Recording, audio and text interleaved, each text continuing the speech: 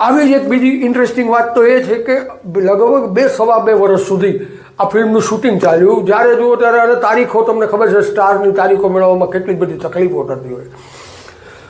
એક તબક્કો એવો આવી ગયો કે અમિતાભ, ધર્મેન્દ્ર અને આ બધાના બીજા પ્રોડ્યુસરો મૂંઝાવા માંડ્યા કે આનું આ પૂરું થતું જ નથી. અને જ્યારે જુઓ ત્યારે આ થાય છે. એટલે આપણા ગુજરાતી ડિરેક્ટર મનમોહન દેસાઈ, અરે ગુજરાતી છે એટલે તરત જ હિસાબ કરે, નફા નુકસાનના તોડ કાઢી લે અને રસ્તા પણ શોધી લે.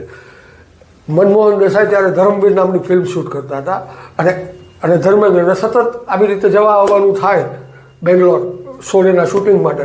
એટલે એમણે ધર્મવીરનો સેટ આખો બેંગ્લોરમાં શૂટ કર્યો કે જેથી ભાઈ તું શોલેનું શૂટિંગ કરી આવો ને એ પૂરું કરીને આવે એટલે ધર્મવીરનું શૂટિંગ થઈ જાય, વળી આ પૂરું કરીને તું ત્યાં જા. તો એક મેગા બ્લેકબસ્ટર ક્લાસિક મૂવી માટે એની પાછળ કેવું થતું હોય છે